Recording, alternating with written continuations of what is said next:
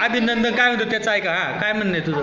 कसं बँकेत पैसे काढायला गेलो, पैसे आपल्या हाताला काम आला, आपण ते पैसे जर पुसले त्याचा रंग जातो. दुकानात काय चालणार नाही.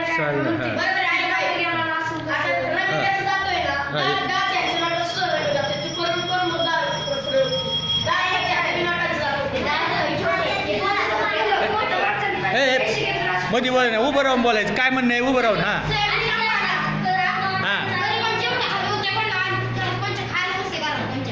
खायला नसतं 500ची ठेवायला. मोदींचं मी निर्णय जरा चुकल्याचे कारण 2000च्या नोटा त्याऐवजी ना आणि 500 काढायला पाहिजे होते, म्हणजे व्यवहार नीट करता तरी आला असता. आणि सर त्यांनी या काळात कसं काय निर्णय घेता यार तू. हा तुझं काय म्हणणं? उभं राहून बोल. हा सलपट का. हा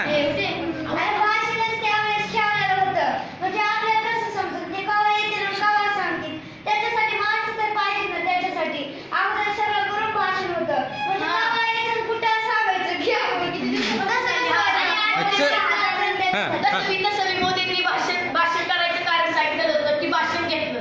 भाषण कशावर होतं विषय सांगितलं होता. मग माणसाला कळायला पाहिजे होतं माणसाने असं काय केलं. आणि शिवाय माणसांनी बँकेत पैसे टाकायचे ऐवजी घरात कोंबून ठेवतात, ते घरात ठेवतात कोंबून.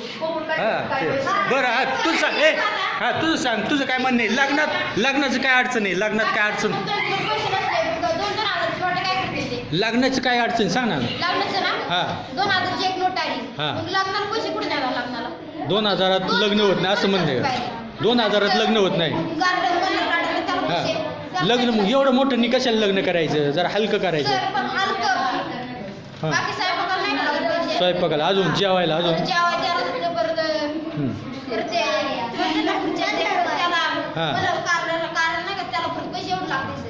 तुम्हाला काय याच्याबद्दल हा म्हणतोय त्याचं खरं वाटतंय का? कोणाला त्याचं म्हणतोय तो खरं वाटतं तुम्हाला? हा सांगतो ऐका. बँकेत जर पत्रिका दाखवली तर 2.5 लाख भेटतात. बघ काय हा सांगतोय 2.5 लाख भेटतात का? तुला ऐकलंय का? तुला काय माहित? तू पाहिलं का? विचारलं का लोकांशी?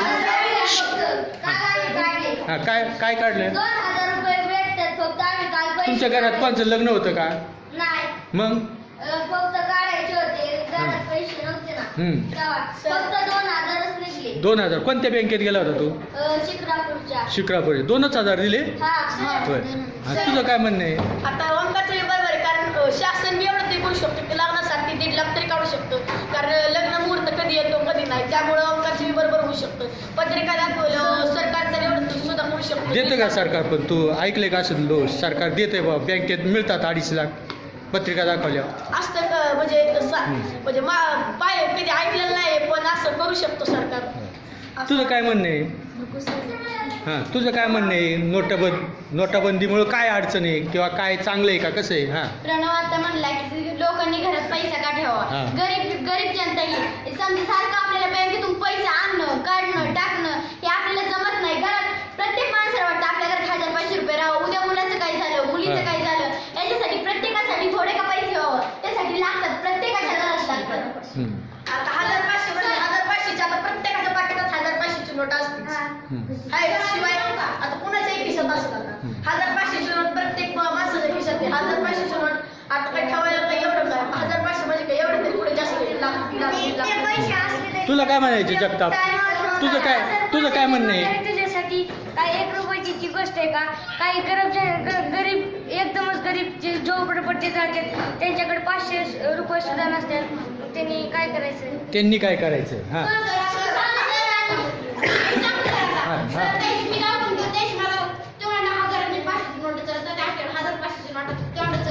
दवाखान्यात कोणत्या दवाखान्यात गेलता तू? पुण्याला गेलता. 1500 दवाखान्यात चालत नाही. तुझं काय म्हणणं आहे? हां चालतात ना. कोणत्या दवाखान्यात चालतात?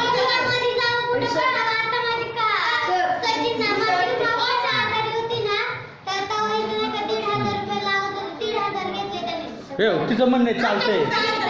तुमचं दवाखान्यात सरकारी होता का खाजगी होता?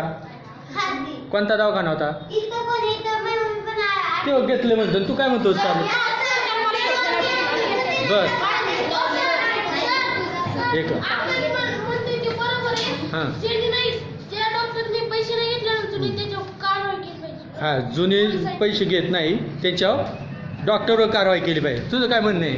बरोबर आहे आकाश तुम्ही, कारण आता पुण्याचा दवाखाना म्हणलं मोठाच असणार आणि आता मोठा असल्यामुळं आता त्यांच्या पण आधी किती पैसे असतात 500च्या 1000च्या, मग त्यांना तरी मग बदलायला ह्याला मग त्यांनाही अडचणी. कारवाई केली पाहिजे ना. हां त्यांची अडचण म्हणजे त्यांनी घ्यावा की घेऊ नये डॉक्टरनी?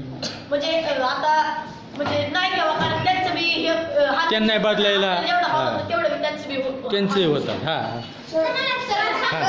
हां येईल तर येईल. पहिले सावकारांजवळ जास्त पैसे होते आणि गरिबांजवळ नाही होते, तर सावकारांनी आता पैसे फेकले तर गरिबांना जर दिले असते तर गरीब पण खुश झाले असते.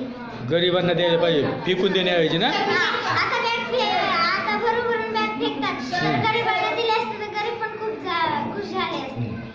सरकारी बातम्याला पाहिलं की नाही काय, आता नाही का रस्त्यावर भिका मागणारे ते माणसं असतात ना, ते सगळं 500ची नोट घेत नाही. 500ची नोट भिकारी सुद्धा घेत नाही असं तिचं म्हणणं आहे.